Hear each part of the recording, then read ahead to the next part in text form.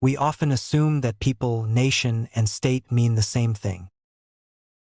In everyday language, these words are used interchangeably, as if they describe a single reality. Yet this confusion lies at the heart of many political misunderstandings. Why do some peoples survive for centuries without a state? Why do some states collapse even when their borders remain intact? And why is a nation neither defined by blood nor guaranteed by citizenship? To answer these questions, we must separate three different levels of social organization. Each of them emerged at a different historical moment. Each of them follows different rules. And when they are forced into one artificial structure, instability begins. A people is the oldest form of collective human identity. It is not created by law, constitutions, or institutions. It emerges organically through shared language, customs and traditions, religious practices, myths and collective memory. People may exist without a state, without borders, without political sovereignty.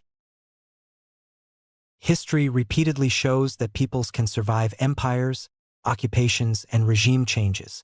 Power structures collapse, administrations disappear, borders shift, but the people remain. This is because a people is not a political category. It is a cultural and historical one. Citizenship can be granted or revoked. Identity rooted in memory cannot. From people to nation, the transition. A people does not automatically seek power. The transformation begins at a critical moment, when a shared identity turns into collective political awareness. At this point, a new idea emerges. We are not only a community, we are a political subject. This is the birth of a nation. What changes? A common political interest appears. A shared future is imagined. Leadership and representation emerge. A nation is the moment when a community begins to perceive itself as a political we, sharing identity and duty. Nations rarely form in calm conditions.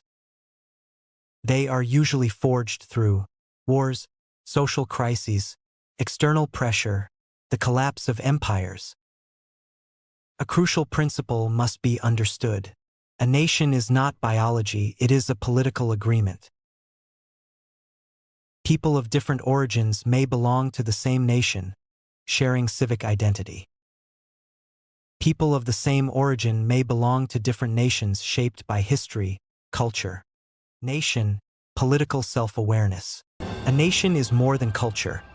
It is shared political imagination transformed into collective will. A nation asks, who are we politically today? What shared interests bind us today? Who speaks in our name and shapes our future? This is why nations seek recognition, secure borders, strong institutions, and fair representation within the international system. Yet a nation does not always achieve statehood, even after long struggle and unity.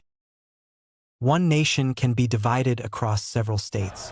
One state can contain multiple nations, sometimes peacefully, sometimes violently. A nation is not fixed, can strengthen or weaken over time. It can unify or fragment under pressure, shaped by memory, culture, and shared choices. It exists as long as people believe in it and act upon it, shaping institutions, laws, and power structures through shared trust, repeated behavior. The state, an instrument of power. The state is the youngest element in this sequence. It is not an identity. It is a mechanism. A state consists of territory, legal systems, institutions, bureaucracy, monopoly on force. A state can serve a nation, suppress it, be imposed from outside, or even survive without any shared identity at all over time. States are tools, and like all tools, they depend on who controls them, how they are designed, and the goals, interests, and intentions they are meant to serve.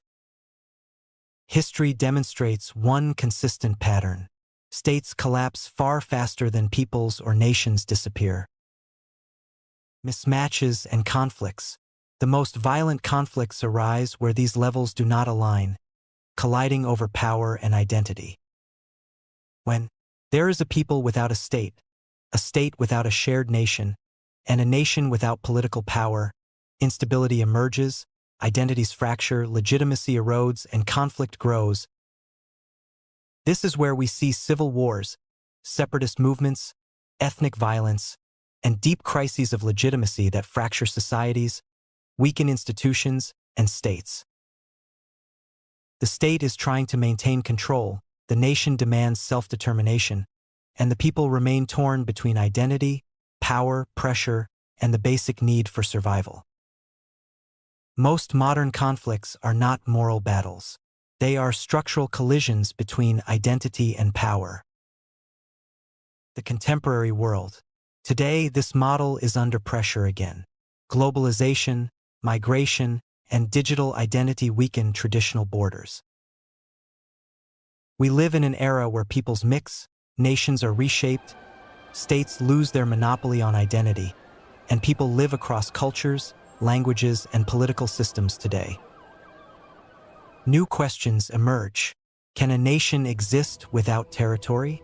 Is the state losing relevance in a global world? Will identity matter than citizenship in shaping loyalty and belonging? The answers are still forming, shaped by debate and uncertainty, but the framework remains essential for coherence, stability. In simple terms, people are the roots of continuity. The nation is shared awareness and identity. The state is an instrument of organization and power. Crises begin when these layers are confused or forcibly merged into a single structure, erasing boundaries that societies rely on. Understanding the difference is the first step toward understanding politics, conflict, and the future of society. Hello everyone. I am very excited to share my new YouTube video with you, and I need your support to continue to bring quality and enriching content. If you enjoyed my content, please help me by like the video, it helps me reach more people and spread the message. Subscribe to the channel using the subscribe button below so you don't miss any new update or video. Press the bell to receive notifications every time I upload new content. And if you would like to support me directly and help me create more content, you are welcome to join me on Patreon. Your support is significant for me and allows me to continue investing in creating quality and enjoyable content for you. Thank you so much for joining and watching. I appreciate it from the bottom of my heart. See you in the next video.